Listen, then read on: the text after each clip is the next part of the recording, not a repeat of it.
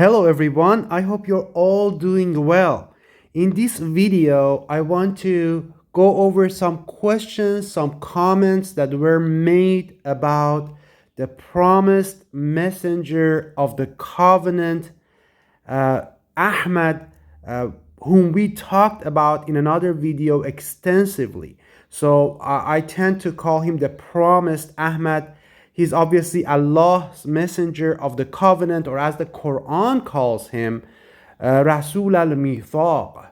So it's really important. I really want you to pay attention to what we're going to discuss. I'm going to answer some of the comments that were made, some of the questions, and I'm going to demonstrate to you right here and there from the Bible that this is just not exclusive to Islam. This is a biblical concept. Jews were really familiar with this concept. Christians, early Christians were very familiar with this concept as well. And that is why the Quran quotes Jesus Christ, Isa, as the person who is giving glad tidings or the good news of Ahmad. It's because they were really familiar with this concept of Allah's promised messenger of the covenant that is yet to come in future and fulfill the mission of all the prophets and basically bring the religion of Allah to completion. It's the culmination of the mission of all of Allah's prophets since from Adam to Prophet Muhammad. So without further ado, let's go over it. This is the book of Malachi, chapter 3 of the book of Malachi. Malachi means my messenger. Malak in Hebrew means messenger, and Malachi means my messenger. So this is a very important book. It has great prophecies in it. And when we talk about Petra soon and the actual, we will be talking about this book a little bit more. But I just in this video, I would like to only focus on Malachi 3. It says, I will send my messenger who will prepare the way before me. So Allah is talking about the messenger that will come and prepare the way before him in this book. Then suddenly the Lord you are seeking will come to his temple. This is really important. You have to pay attention. These verses, when Allah says something, it's just not because it needs to be said. It has specific meanings to it. So then suddenly the Lord you are seeking will come to his temple. So what does this mean? Was the Lord not present in that temple before? Was the temple abandoned? So the Lord's presence was not in that temple. That temple, whatever temple it is that Allah is talking here in this book, that temple must have been abandoned. So the Lord is no longer present in it. But this messenger of the covenant that will come, one of his main missions is to bring about a comeback of this temple to its original stature. What is a temple? Temple is a place where you worship God, when you worship the Creator, when you worship Allah. So this temple, for whatever reason, Allah has abandoned this temple. And this messenger, when he comes, he will prepare the way before Allah so that Allah will come to this temple again. And this temple will be revitalized again. It will be reinvigorated. So I want you to keep that in mind. But who is this messenger? What is it? Prophet Muhammad? Prophet Muhammad was also a messenger. Is it Jesus? Who is this messenger that is supposed to come? Is it John the Baptist? That's the question. The verse actually goes on to tell us who this messenger is. Then it says, the messenger of the covenant. It means Rasul al-Mithaq, just like the Quran tells us. Rasul al-Misaq, the messenger of the covenant, whom you desire will come, says the Lord Almighty. This book was written about 400 BC, 400 years before Christ. So this was right after the temple, after Babylonian exile had ended. And the Jews of that time had come to Jerusalem and they were rebuilding it. So this book was revealed at that time. So the verse is telling us that the Jews at that time, at 400 BC, they were awaiting the arrival of the messenger of the covenant. They desired it. They didn't know when it would be, but it was a very well-known concept back then at about 400 BC. Let's read the rest of verse number 2 of this chapter. It says, but who can endure the day of his coming? Who can stand when he appears? For he will be like a refiner's fire or a launderer's soap. So what does that mean? It means he will purify the religion of Allah. You will be able to distinguish the truthful ones from those who are not following the true religion of Allah, for those who are falsifying the religion, the associators. He will sit as a refiner's and purifier of silver. He will purify the Levites and refine them like gold and silver. Levites were kind of like religious clerics. So basically he will purify them. Then the Lord will have men who will bring offerings in righteousness. And the offerings of Judah and Jerusalem will be acceptable to the Lord, as in days gone by, as in former years. So this is really important, offerings of Judah and Jerusalem. That tells you that Allah's messenger of the covenant, whose name is Ahmad, he actually will have full control over Jerusalem and Judah. And Jerusalem and Judah will be like the days of old, like the time of David, like the time of Solomon, where righteousness, when justice abounded there. So this is very, again, important. It's very detailed. I don't want to go over the whole thing. This is just a quick summary that I wanted to give you about Allah's messenger of the covenant, or Rasul al-Mithaq, who the Quran details for us and tells us that Allah took a covenant from all his prophets to believe, that they have to believe in this messenger. Of course, the prophets have passed away, but that covenant is basically, technically, is from the followers of those prophets. Now, we'll come back to that again later on in this conversation. So, knowing this was important for you to know. Let's go to some of the comments and discuss the comments. I will answer them as well. One of the kind brothers or sisters, I don't know, they made a comment. I'm going to read it for you. He says, hello, sweet brother. God bless you. Thank you for the nice comment. I appreciate it. But this is what he says. It's concerning Ahmad, Ahmad messenger announced earlier by Jesus, the verse 61:6, and I'm going to show you the verse as well, points out that by the time of its revelation, this fact already took place. I mean, this arrival of Ahmad happened. So then he also, his first comment is that just read the end of the verse. When the evidence came to them, they said this is evidence, sihr, or magic. So let's look at the verse together. Thank you. We're going to look at the verse together. We're going to discuss that. So this is what this brother is talking about. As you see, the verse says that to confirming what came before me of the Torah, and bringing good tidings of a messenger to come after me, whose name is Ahmad. But when he came to them, this is the part that this brother is talking about. with clear evidences. They said this is obvious magic. So brother, this is talking about Jesus. So the verse is talking about Jesus. Es qala Isa ibn Maryam ya bani Israel. So this is talking about Jesus. When Jesus brought to them evidences, clear evidences, they said it was obvious magic. But hypothetically, let's say this was not talking about Jesus and this was referring to Ahmad. Let's say hypothetically that is the case.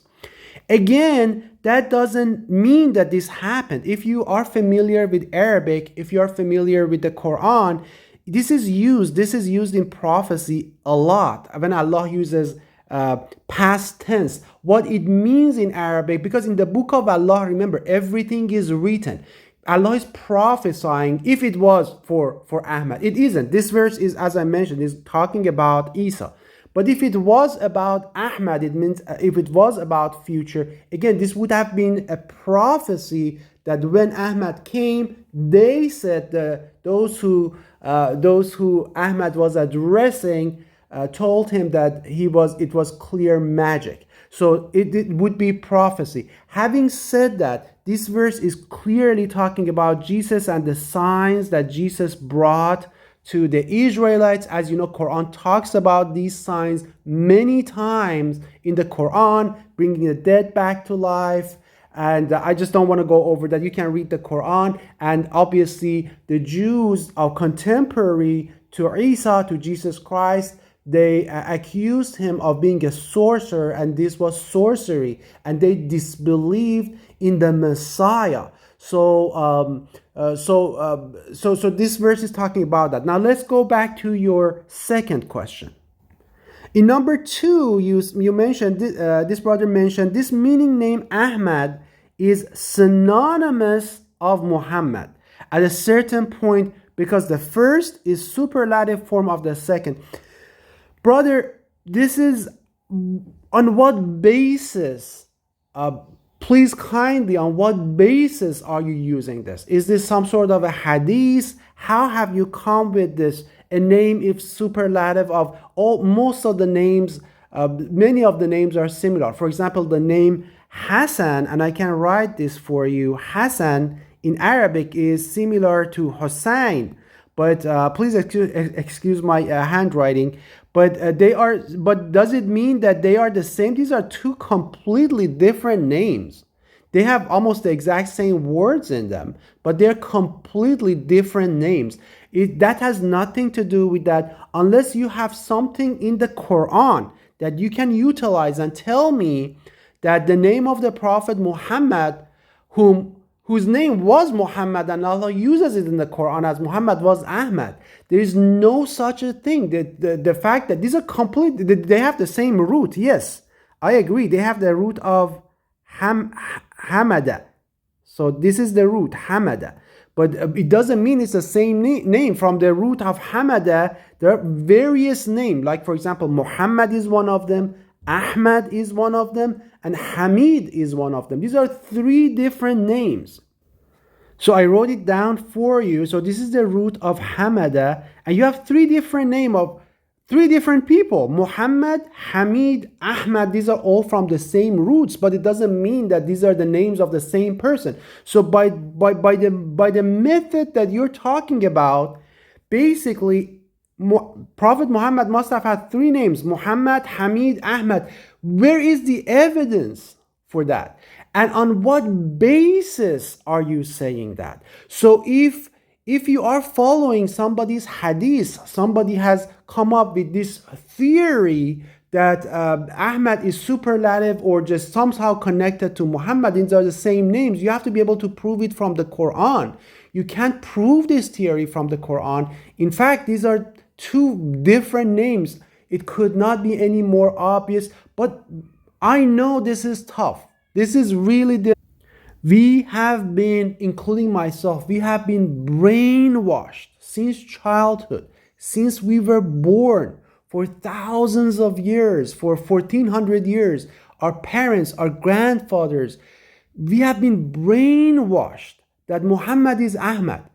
It's tough. We have to cleanse that. We have to clean that mentality, and we have to see clearly. It is tough, brother, but you trust me, you read this, you're going to understand, you're going to come to the exact same conclusion. Muhammad, Ahmad, Hamid, these are three different names of three different people. The other question that was asked was a messenger about this verse, again about the same verse. So it says, a messenger coming after me whose name is Ahmad. Somebody asked, is Ahmad a title or is it the actual name of a person? And there were some people saying it's a title and it's not an actual name of the person. Okay, let me share with you two other verses in the Quran. Verse number 7 of chapter 19, it says, Ya Zakariya, inna nubashiruka bi ghulamin ismuhu Yahya, lam naj'al lahu min qablu samiyya. It says, O Zakaria, indeed we give you the glad tidings, nubashiruka. Allah uses the exact same structure, just like Jesus did. What did Isa said? Isa says, I ubashirukum, I will give you glad tidings. Now here, the angels are giving Zechariah using the exact same structure that Allah used for Ahmad. Here are using it for Zechariah to give glad tidings for Yahya. What does it say? Glad tidings of a boy whose name will be John or Yahya. So again, you see right after Allah used, this is not a title. This is not title of Yahya. This is his name.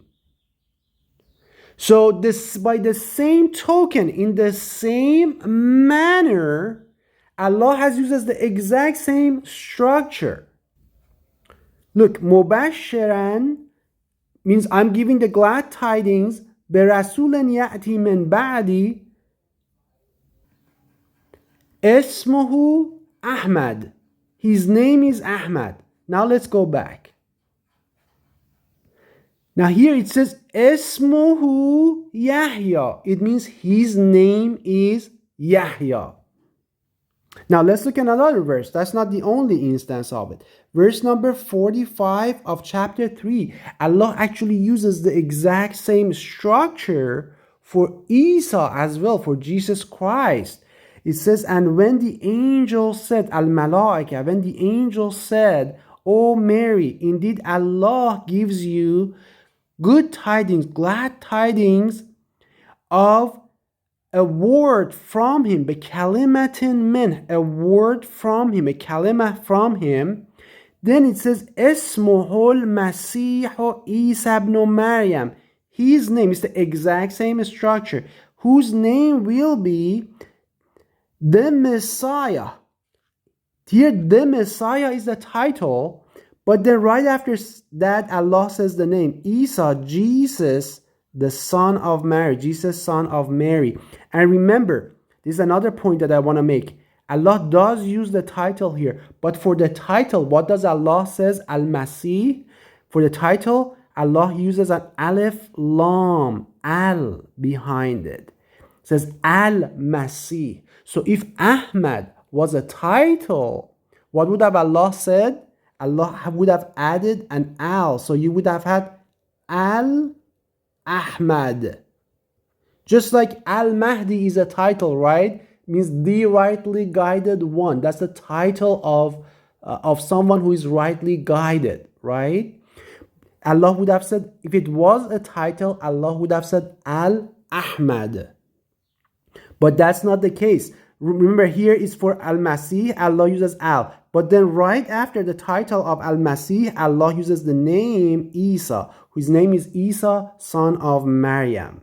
So there's no doubt whatsoever, have no doubt, my brothers and sisters who truly believe in the Quran, who truly follow Allah and do not worship Akbar and his hadith, his lies, his nonsense that he has propagated.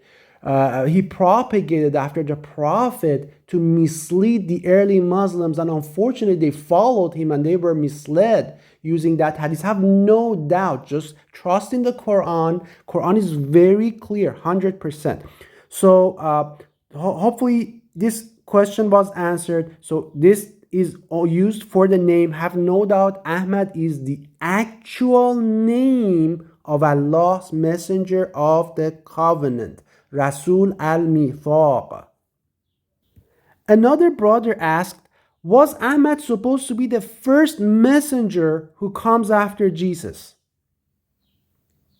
So basically, Jesus in this verse says, a messenger to come after me. Was Ahmad supposed to come right after Prophet, right after Jesus? Because right after Jesus is Muhammad. So basically, based on that, what it means is that Prophet Muhammad must be Ahmad, right? Because we are saying that this verse is saying a messenger to come after me. So basically, those who say this, they interpret this as to come right after me. It has to be right after. He comes right after me. It's like the next one after me. The next one that comes after me. But brothers, sisters, that is not what the verse is saying. The verse is not saying that he's to come just right after me. He will be the next one after me. That's not what it's saying. He says to come after me. It could be 50 years after him. It could be next year after him. It could be 3,000 years after him. No one knows. But after Jesus, after the Messiah, there will come a messenger whose name is Ahmad. Let me give you an example. I think that will help. So for example, I saw a yellow Toyota Camry drives by after I leave. That is a good car. So remember, I'm saying that there will be a yellow Toyota Camry. A Toyota Camry that is going to be yellow will be driving by after I leave. And that is a good car, right? But I am not saying that there will not be other cars. There could be actually many other cars. There could be a BMW. There could be a Mercedes. There could be a Honda. There could be all sorts of cars passing by, driving by after I leave. But what I'm emphasizing is that, yes, there will be so many cars, but there will be only one yellow Toyota Camry. There will be only one yellow Toyota Camry that will come, and I want you to pay attention to that one. So that's what I'm saying. So it doesn't mean that there will not be other cars. In fact, there might be thousands of cars, but there will be only one yellow Toyota Camry, and that is a good car, and you want to jump on it and ride it, for example, right? So that's what it means. It doesn't mean that there will not be other messengers. It doesn't mean that there will not be other prophets after Prophet Muhammad. But after Prophet Jesus, I apologize. But there will be only one messenger whose name will be Ahmad. Another brother commented that can't God just be referring to the prophets needing to follow a messenger if a new one were to arrive during their lifetime? This is a good comment, good question. For example, the covenant requires that the prophets follow any messenger appointed by God after them. If Muhammad were to arrive during the lifetime of Jesus, Jesus would have to believe that he is a messenger. By what you say in this video, Ahmad could have still arrived before Muhammad. Of course, Muhammad isn't the final messenger, but the final prophet. So it is likely messengers will come after him, but that doesn't necessarily mean it will be one messenger or Ahmad. This is a very good comment. So I want to mention this.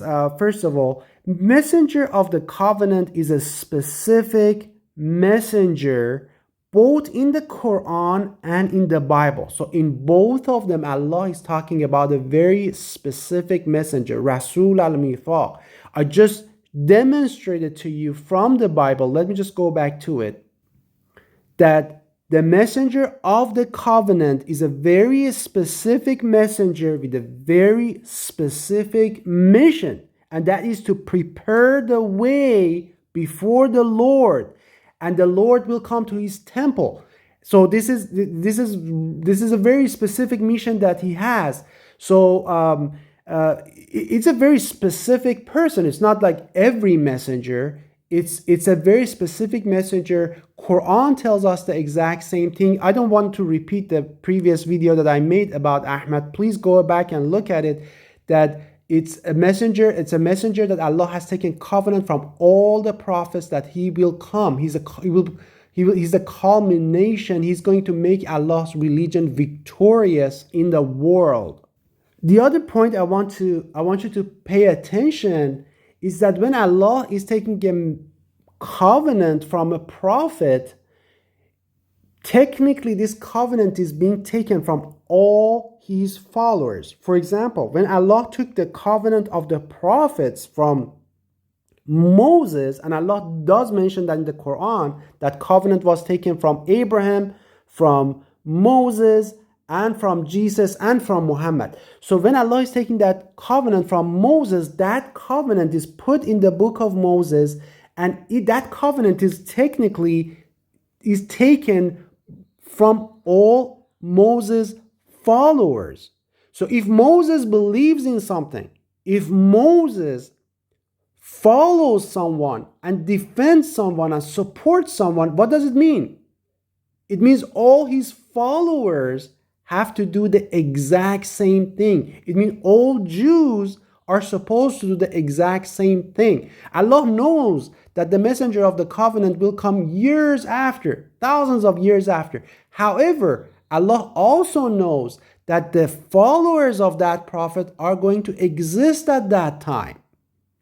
So Allah has taken a covenant from that prophet, for example, Moses in this instance, because all the Jews are supposed to do, if they truly follow Moses, they have to follow and support Allah's messenger of the covenant. Again, Allah tells us in the Quran that Allah took this covenant from Jesus, son of Maryam. What does that mean? It means all the followers of Isa, all Christians, if they are true Christians, if they truly follow Isa, son of Maryam, they have to also believe in and follow Allah's messenger of the covenant. The same with Prophet Muhammad. Allah knows that Prophet Muhammad is not going to be around, right? But Allah has taken a covenant from him, and Allah has put that in the Quran for us. So all of us as followers of Prophet Muhammad, if we truly follow him, we have to believe in Ahmad, we have to support him, and we have to follow him. So if we don't, we are not true followers of Prophet Muhammad. We have created and invented our own religion, which we have. As you know, obviously Islam, after the Prophet, early Muslims disbelieved. I have explained that several times in my videos. They created their own qibla. They created their own religion based on hadith. It's completely a different religion than the true religion of the Quran. But that's what it means. It doesn't mean that all the prophets are suddenly going to come back to life to follow Prophet Muhammad. And in fact, it's very rare for Allah to send a messenger when the prophet is there. It did happen in Judaism here and there, but that's a very rare occurrence. Usually there is like many years passes. And Allah gives us also the example of Abraham and example of Isa. And also remember that prophets have usually passed away before the next messenger. For example, Jesus was not here. Of course, Jesus was taken up, but when Muhammad came. Then let's go back to the comment again. Again, I think God is talking about if we were to send a messenger during the life. No, brother, this is not if he were to send a messenger. If that was the case, Allah does not put a hypothetical situation in the Quran. Quran is not a book of hypothesis that if it was to happen. Look, the name of many things are not in the Quran. For example, the name of the disciples, the name of Umar, Abu Bakr, or Ali, or Uthman, their names are not in the Quran. If Allah puts something in the Quran, there's a reason. Allah wants you to know that name. And Allah wants to make sure you follow that. So it's not Allah. Quran is not a book of hypothesis. It's very concise. It's very to the point. So I want you to keep that in mind. But the reason why I'm really emphasizing this is because this is a really important concept. I don't know when Ahmad is going to arrive. I have no idea.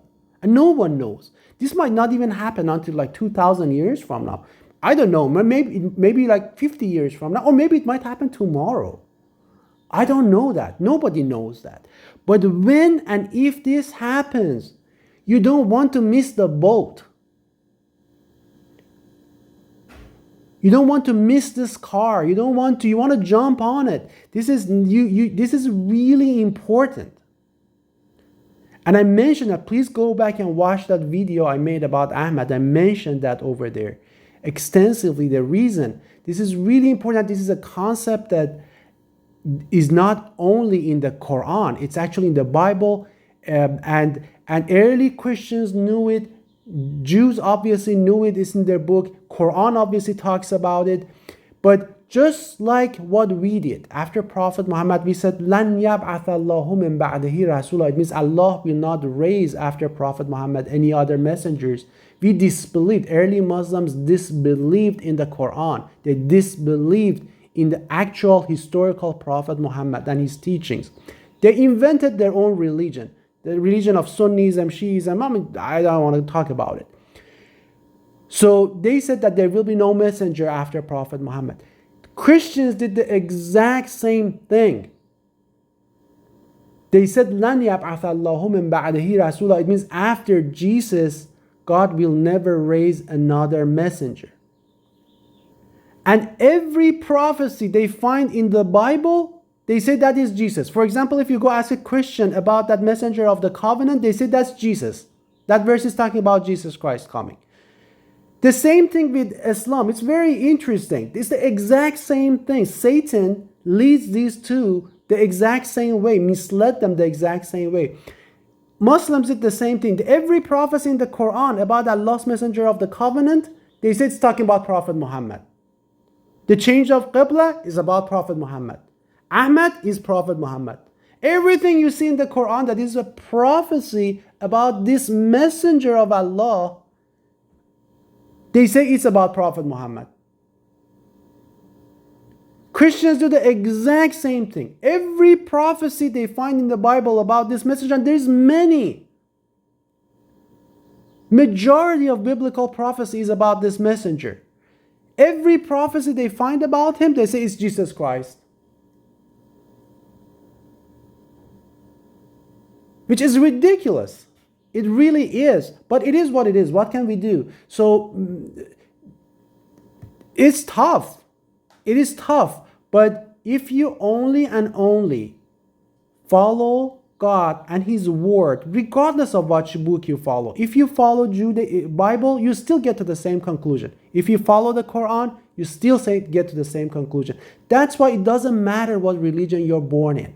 If you're born as a true Christian, if you're born as a Jew, if you're born as a Hindu, if you're born as a Shia, as a Sunni, if you truly follow God, if it is in your heart to devote yourself to Allah and purify your religion for your Creator, you will always get to the same conclusion and you will find the path, just like I did and so many other people have done. Because there's only one true path. There's only one. There's not two of them. There's only one. And you will always come to the same religion. But for that, Allah has to choose you and Allah has to open your hearts. Peace and blessings to all of you, brothers and sisters.